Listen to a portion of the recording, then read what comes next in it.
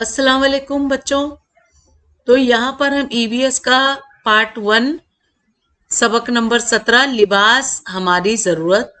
तो आज हम इस सबक को पढ़ के इसकी जानकारी मालूमात हासिल कर लेंगे और इसके सभी सवाल जवाब भी हल कर लेंगे। तो सबसे पहले बताइए तो भला, दर्ज झेल तस्वीरों को गौर से देखिए। आपके पसंदीदा जो आपको चाहिए ऐसे कपड़े चुनकर इनके गिर्द इस तरह का दायरा बनाइए। तो इसको हम क्या करेंगे, देखिए ये सारे कपड़े देख लीजिए। मैंने इस फ्रॉक को, इस फ्रॉक को, इस फ्रॉक को और इस फ्रॉक को दायरा बनाया है, लेकिन इसके साथ कुछ सवालात हैं जो हम अगले पेज पे हल करेंगे। ठीक है, तो ये सारे सवालात को लेकर हम जाएंगे अगले सवाल पर। अब यहाँ पर है कि हम मुख्तलिफ किस्म के कपड़े पहनना पसंद करते हैं और हम ये भी चाहते हैं कि वो हमारे पास हो। सही है ना? तो आइए ये करके देखें। आपके गिर्द व पेश में रेलवे स्टेशन, बस स्टैंड, ईंटों की भट्टी, जंगल वगैरह में बसने वाले लोगों से मुलाकात कीजिए और दर्जे झेल नुकात की बुनियाद पर उनसे बातचीत कीजिए और अपनी ब्याज में इंदराज कीजिए, यानी लिखते जाइए। पहला क्वेश्चन होगा आपका कि उनके पास कुल कितने कपड़े हैं, आपको वो भी पूछना है उनसे। दूसरा है कि गर्मी में वो कौन से कपड़े पहनते हैं। तीसरा सवाल आप करोगे उनसे कि सर्दियों में किस किस्म के कपड़े पहनते हैं। और यहाँ पर चौथा सवाल है कि बारिश में कौन से कपड़े इस्तेमाल करते हैं वो लोग। पांचवा, त्योहार और खास मौके पर कौन सा लिबास पहनते हैं। छठा, दिन भर में कितनी मर्तबा कपड़े तब्दील करते हैं। और आखिर में है कि दर्जे बाला सरगर्मी से आपको क्या मालूम हुआ। ठीक है, अब बताइए तो भला, पहली मर्तबा की गई सरगर्मी बताइए तो भला, क्यों दोहराइए और नए सिरे से अपनी ब्याज में इंदराज कीजिए। इस पर अमल करते हुए अपनी जरूरत पर गौर कीजिए और तस्वीर में मौजूद कपड़ों का इंतखाब कीजिए। फिर चौकोन में इनकी तादाद लिखिए। जितने कपड़े आप उनमें से पसंद करोगे इस चौकोन में उसे आपको बताना है। क्या पहली मर्तबा की गई सरगर्मी और इस सरगर्मी का जवाब एक ही है? हाँ, मोस्टली तो वही होगा कि जो हमने वहां पसंद किया वही यहाँ पसंद किया। चलिए, अब यहाँ है कि बच्चों, इन सवालों के जवाब हासिल होने के बाद आप महसूस करेंगे कि आपको जितने कपड़ों की ख्वाहिश है उनकी तादाद ज्यादा है। कपड़ों की ख्वाहिश और कपड़ों की असल जरूरत दो अलग अलग चीजें हैं। जरूरत ना होते हुए भी चीजों की ख्वाहिश हिर्स व हवस कहलाती है। हम जर्रा इब्लाग यानी टीवी, अखबार वगैरह के जरिए मुख्तलिफ इश्तिहारात देखकर कपड़ों की तरफ मुतवज्जा हो जाते हैं। इस तरह चीजों के लिए पैदा होने वाली दिलचस्पी हमारी हवस में इजाफा करती है। यानी देखो, अब कभी आपके फ्रेंड लोग पहनते हैं ना तो आपको लगता है अरे उसने अच्छा पहना है, मेरे पास तो ऐसे है ही नहीं, हमारे माँ बाप तो हमको दिलाते ही नहीं है। आप इस तरह से कंपेयर यानी हिरसबाजी करने लग जाते हो और अपने माँ बाप को भी वहीं पे बेइज्जत कर देते हो। ऐसा बिल्कुल भी नहीं करना चाहिए। यहाँ पे यही बात को सिखाया जा रहा है कि अगर आपके पास दो कपड़े भी हैं तो भी आप उसमें गुजारा कर सकते हो, क्योंकि कपड़े जल्दी फटते नहीं है। कपड़ों की जरूरत और हवस, जमात में बातचीत कीजिए इस मैटर पर। आइए दिमाग पर जोर दें। अमजद और सानिया के पास ढेर सारे कपड़े हैं, इनसे और इनमें से बहुत से कपड़े वो इस्तेमाल नहीं करते। अब ये तो बात जाहिर है ना कि जब बहुत ज्यादा हो जाएंगे ना तो कुछ उसमें से इस्तेमाल नहीं होते और उनके सामने मसला है कि इन कपड़ों का क्या किया जाए। तो इस मसले को हल करने में आप इनकी मदद कीजिए। अब आप कैसे मदद करोगे? तो भाई ये क्या करना है, गरीब जो लोग होते हैं जिनके पास कपड़े नहीं होते, आप उन लोगों को भी जानते ही हो, वो आपके आसपास होते हैं, तो उन्हें बांट दिया करें। मैं तो ऐसी सलाह दूंगी। अब आइए ये करके देखिए कि असतज़ा के लिए हिदायत है, यानी टीचर के लिए यहाँ पर हिदायत है कि इस सरगर्मी पर अमल करने के लिए तलबा के साथ कपड़ों की सन्नत के किसी करीबी मरकज का दौरा कीजिए या वहां के किसी माहिर कारीगर के इंटरव्यू के लिए मदु कीजिए। तो यहाँ पर आपको जाना कहाँ पर है? जहाँ पे कपड़े बुनाई होते हैं, जहाँ पे कपड़े के कारखाने होते हैं, या उसका जो कपड़ों के इस वहाँ के माहिर यानी जो बड़े होते हैं ना वहाँ के मैनेजर वगैरह, जो उन लोग से भी आप मुलाकात कर सकते हो। अब ये तस्वीर आप देख रहे हो, ये कपड़े की बुनाई हो रही है, दस्ती करघा इसे कहा जाता है, और इसको सूत काटना, ये देखो गांधी जी का चरखा भी इसे कहते हैं, इससे सूत काटा जाता है, यानी कि धागे की बुनाई होती है। आपके इलाके में पाई जाने वाली कपड़े की किसी सन्नत की सैर कीजिए, या वहां के किसी माहिर कारीगर को बुलवा कर उसका इंटरव्यू लीजिए। इसमें सन्नत के मुतालिक मालूमात दर्ज झेल नुकात की मदद से हासिल कीजिए। तो आप उनसे पहला सवाल करोगे कि ये कौन सी सन्नत है, ये कपड़े बुनने की सनत है, वो ये सब भी जवाब दे सकते हैं। दूसरा है कि इस सनत से किस चीज की पैदावार होती है, तो ये पहले तो धागे बनाई होते हैं। तीसरा सवाल है कि कपड़ा बनाने के लिए कौन सा कच्चा माल इस्तेमाल किया जाता है, तो कापूस जो होता है ना, उसी से धागे बनते हैं और फिर उसके बाद कपड़े बनते हैं। चौथा है कि कच्चा माल कहाँ से लाया जाता है, तो खेतों से लाया जाता है, उन कारीगरों उन किसानों से लाया जाता है जो होता है ना, जो कापूस वगैरह जो है कॉटन को उगाते हैं।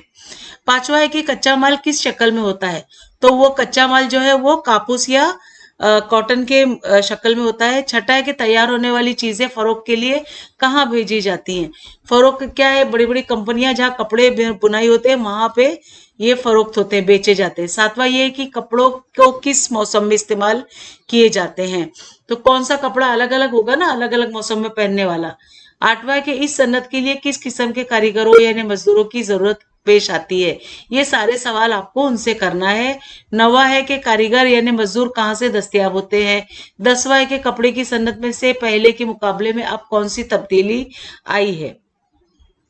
तो यहाँ पर ये सारे सवाल आपको करना है। 11वां भी सवाल है कि इस सन्नत में किन मसाइल का सामना करना पड़ता है, यानी वो जब ये काम करते हैं तो उन्हें कोई तकलीफें भी तो आती होंगी ना, तो वो भी आपको सवाल करना है।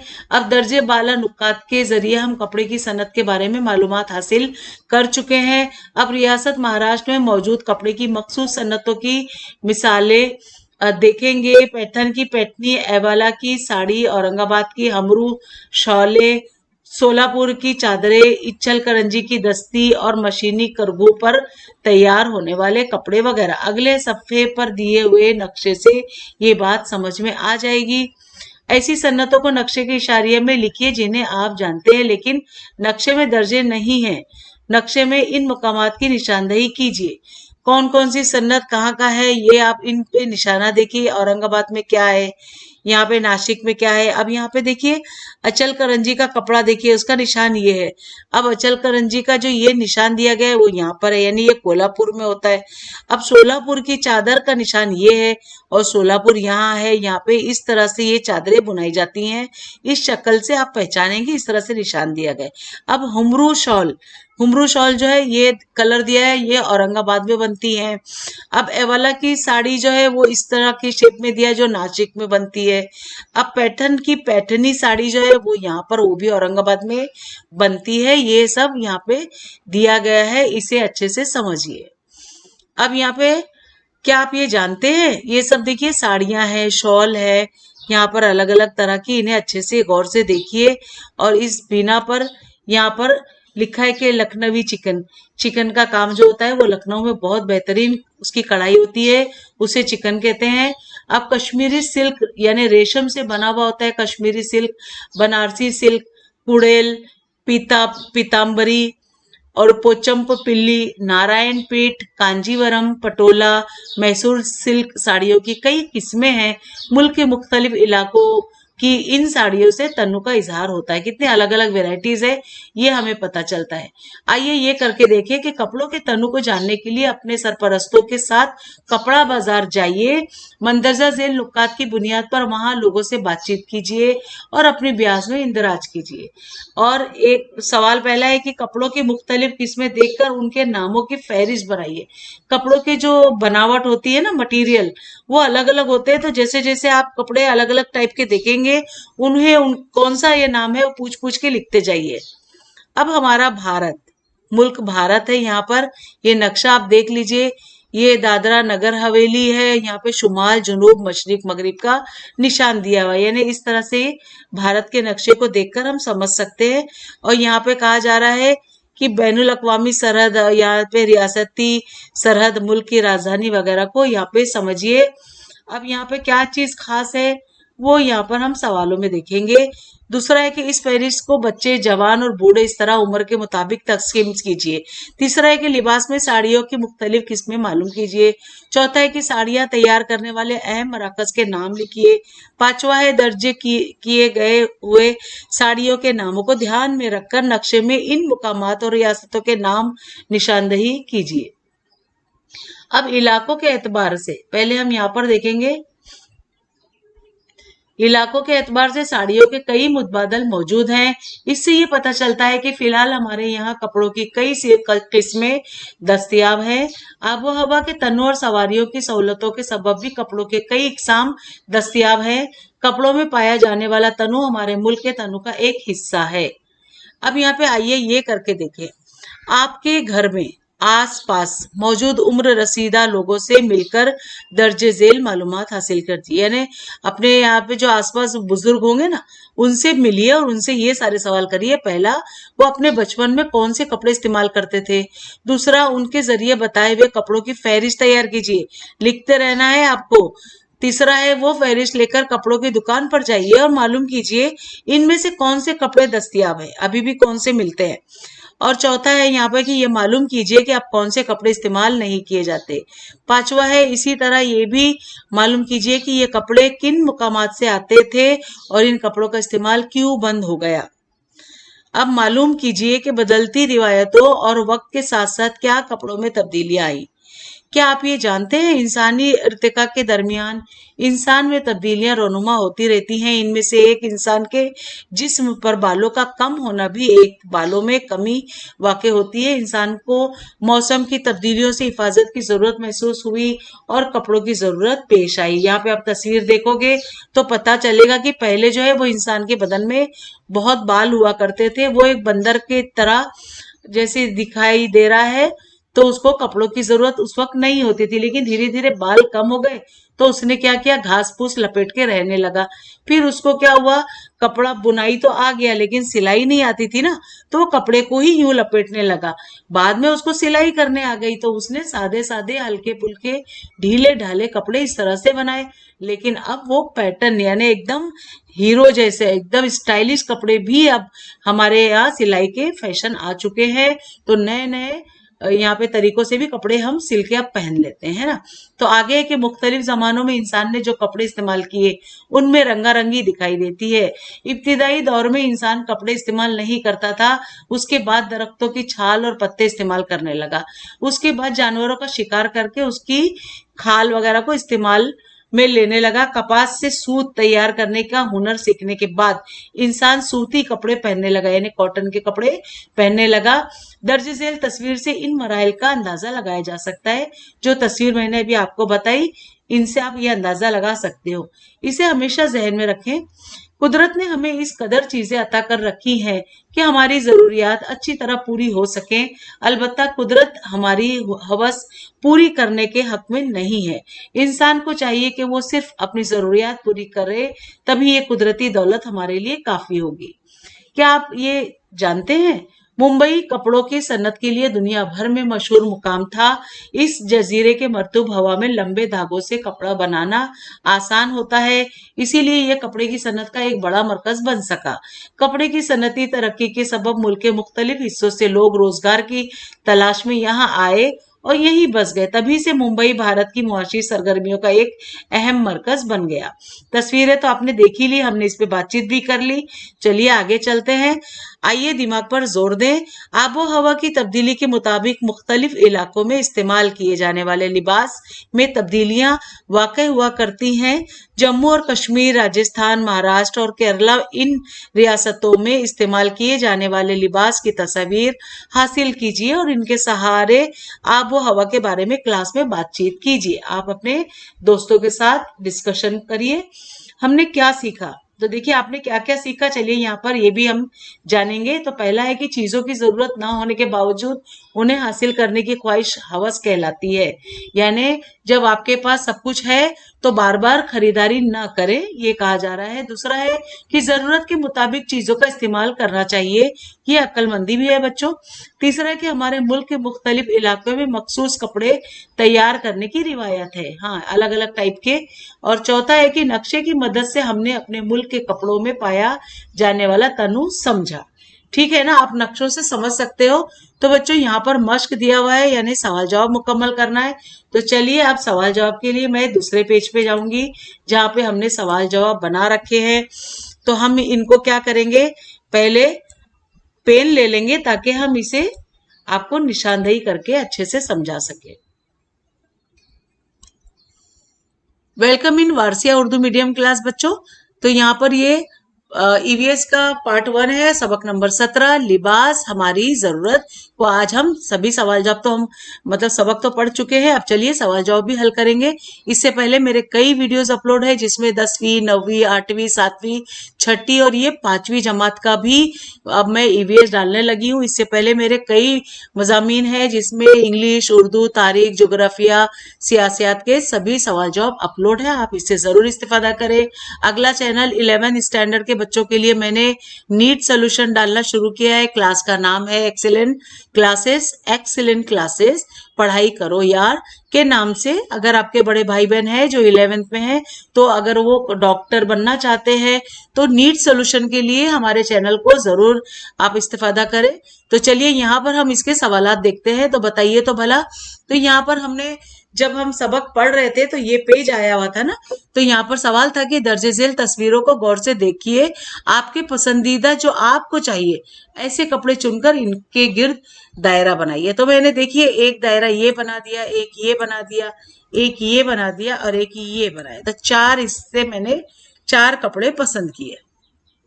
अब इसी बेसिस पे सवाल है कि अब आपके मुंतखब किए हुए तमाम कपड़ों की तादाद चौकोन में लिखिए। तो मैंने 4 चुन लिए थे।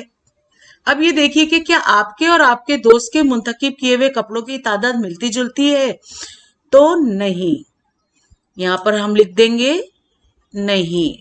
ठीक है, हमारी तादाद जो है वो नहीं मिलती।